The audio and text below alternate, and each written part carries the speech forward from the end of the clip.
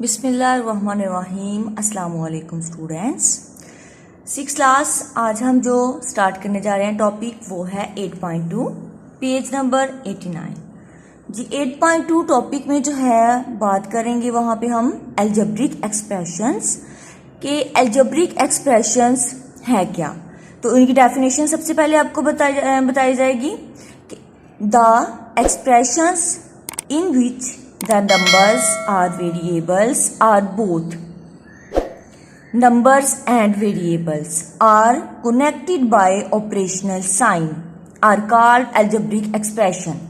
algebraic expression जो है इसमें उन्होंने ये बात बताई है कि algebraic expressions हम उन्हें कहते हैं कि जिसमें नंबर या फिर वेरिएबल और मतलब होता है या बोथ दोनों ही नंबर भी हो सकते हैं और वेरिएबल्स भी हो सकते हैं। और कनेक्टेड बाय जो कि जुड़े हुए होते हैं, कनेक्ट होते हैं किसके साथ, by operational sign. Operational sign किसे हम कहते हैं, माइनस प्लस। जैसे हम माइनस प्लस शो करते हैं ना, तो जैसे कि यहाँ पे एग्जांपल में देखिए जैसे a प्लस बी, उसके बाद x माइनस वाई, इस तरह के से उसके बाद 4x, इस तरह से वो ये हमारे पास जो माइनस प्लस डिवीजन मल्टीप्लिकेशन है ये हम ऑपरेशनल साइन होते हैं, हम इन्हें ऑपरेशनल साइन कहते हैं इन मैथ में। फिर उसके बाद दोबारा सुन लें कि अलजेब्रिक एक्सप्रेशन है क्या, कहते हैं अलजेब्रिक एक्सप्रेशन जो है हम उसे ऐसे एक्सप्रेशन है जिसमें नंबर्स होते हैं या फिर वेरिएबल्स होते हैं या फिर दोनों ही शामिल होते हैं, नंबर भी और वेरिएबल भी, और साथ ही किसके साथ कनेक्ट होते हैं, ऑपरेशनल साइन के साथ ही कनेक्ट होते हैं, इन्हें हम अलजेब्रिक एक्सप्रेशन कहते हैं। फॉर एग्जाम्पल 5, फिर जो है नेक्स्ट वन कहा है 5 4x comma a plus B comma a x minus Y जी। ये डेफिनेशन आपने अलजेब्रिक एक्सप्रेशन की यहाँ से लेके यहाँ तक आपने अच्छे से तैयार करनी है। फिर उसके बाद नेक्स्ट आए नीचे वो है अलजेब्रिक टर्म्स। ये तो ऊपर अलजेब्रिक एक्सप्रेशंस की बात हो रही थी, नीचे है अलजेब्रिक टर्म कि अलजेब्रिक टर्म है क्या। अब ये देखें अलजेब्रिक टर्म जो है हमारे पास वो इस तरह से है, और ये आपने एग्जांपल करनी थी इसकी।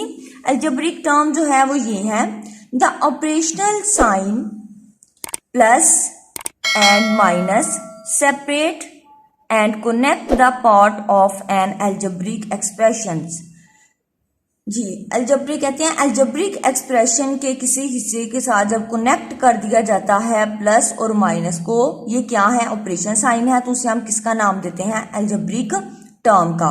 फॉर एग्जाम्पल मिसाल के तौर पे जैसे हमारे पास यहाँ पे इन्होंने जो बताए हैं हमारे पास टर्म जो है वो है x, 2y and 5 are terms of expressions. कहते हैं इन्हें हम एक्सप्रेशंस की टर्म है और इन्हें हम इस तरह से, जैसे कि हमारे पास अलजेब्रिक एक्सप्रेशन है वो ये है कि x प्लस 2y प्लस 5, ये क्या है हमारे पास अलजेब्रिक एक्सप्रेशन है। लेकिन इसमें जो x है ये फर्स्ट टर्म है, 2y सेकंड टर्म है और 5 जो है ये थर्ड टर्म है। तो 6th क्लास ये आपने डेफिनेशन यहाँ से लेके जो है यहाँ तक ये भी आपने याद करनी है बहुत अच्छे तरीके से। फिर उसके बाद, और ये इसकी एग्जाम्पल है, यहाँ से आप ये फुल एग्जाम्पल कर सकते हो इसकी।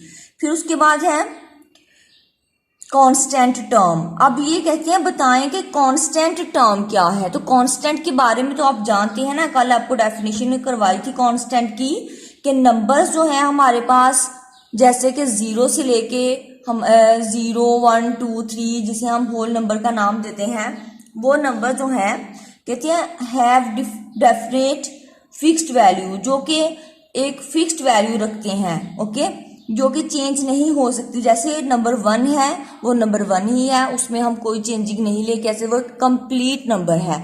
तो इस वजह से हमारे पास जो है वो टर्म जो है जहाँ पे काउंटिंग नंबर होंगे उन्हें हम किसका नाम देंगे, कांस्टेंट टर्म का नाम देंगे। इसकी डेफिनेशन देखिए जरा।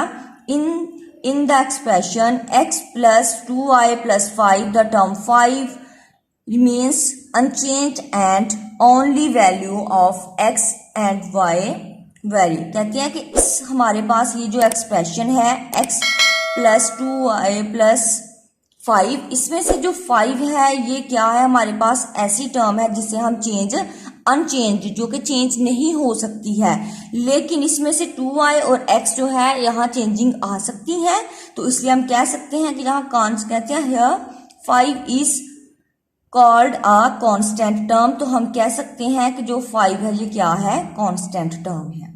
अब इसके बाद है इंडेक्स और एक्सपोनेंशियल फॉर्म। अब ये देखें इंडेक्स और एक्सपोनेंशियल फॉर्म ये क्या है, कहते हैं अगर इस तरह हमारे पास हो कोई भी जो है वो 2 टर्म्स हो या एक्सप्रेशन इस तरह से हो, जैसे कि 4 multiply 4 is equal to 4 square, या फिर 4 multiply 4 is equal to 4 cube. अब ये देखें these forms are called index और एक्सपोनेंशियल फॉर्म। कहते हैं ये वाले हमारे पास, जैसे कि 4 को 4 से मल्टीप्लाई किया तो 4 स्क्वायर में चेंज हो गया, 4 को 3 टाइम मल्टीप्लाई करेंगे तो 4 क्यूब में आ जाएगा। तो हम कह सकते हैं कि हमारे पास ये फॉर्म जो है ये क्या है, इंडेक्स और एक्सपोनेंशियल फॉर्म जी। अब इसके बाद कहते हैं कि and can be read as power of 4। फिर इसी तरह से उन्होंने एग्जाम्पल के तौर पे नीचे बताया है x multiply x is equal to X square, a multiply a is equal to a cube जी। इसमें से नेक्स्ट जो है कोफिशिएंट की डेफिनेशन है, ये भी आपने डेफिनेशन अच्छे से तैयार करनी है। कोफिशिएंट है क्या जी, कोफिशिएंट देखें the multiplying factor of a variable is called its coefficient. Multiplying factor कहते हैं हमारे पास अगर कोई फैक्टर हो, मतलब कि अगर कोई नंबर है उसे हम किससे मल्टीप्लाई कर रहे हैं, वेरिएबल। वेरिएबल हमारे पास क्या है, एक्स वाई जी में से कोई भी आप जो है, अगर हमारे पास अल्फाबेट्स इनमें से आ जाए एक्स वाई जी में से, हम उसे वेरिएबल का नाम देंगे। कहते हैं जब इसके साथ कोई नंबर मल्टीप्लाई होगा तो हम उसे कोफिशिएंट का नाम देंगे। फॉर एग्जाम्पल देखें जैसे कि 4x है। अब 4x जो है, x हमारे पास क्या है, वेरिएबल है, और 4 इसमें क्या है, कोफिशिएंट इसके साथ ये इसका कोफिशिएंट है। तो हम कह सकते हैं 4 is the coefficient of x जी। ये कोफिशिएंट की डेफिनेशन आपने 6 क्लास बहुत अच्छे तरीके से करनी है। नेक्स्ट पेज पे आए। नेक्स्ट पेज जो है वो है 99 और वहां पे है 8.2.2 जी। यहां से ऊपर कहते हैं लाइक और अनलाइक टर्म्स। अब ये बताएं कि लाइक और अनलाइक टर्म जो है कौन कौन सी है। सबसे पहले आपको लाइक टर्म्स के बारे में बताया जाएगा।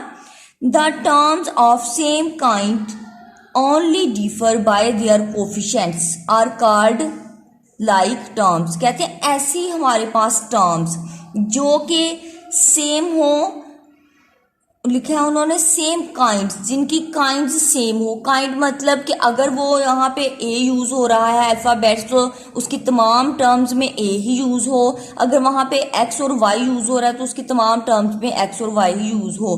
फिर साथ उन्होंने बताया differ by their coefficients. Coefficient के अगर उनके साथ कोई नंबर मल्टीप्लाई हो रहा है तो वो क्या हो, डिफर हो, वो मुख्तलिफ हो सकता है। लेकिन जो वहाँ पे हमारे पास जो वहाँ पे जो काइंड यूज हो रही है, अगर ए यूज हो रहा है तो उसकी तमाम टर्म्स में ए ही हो।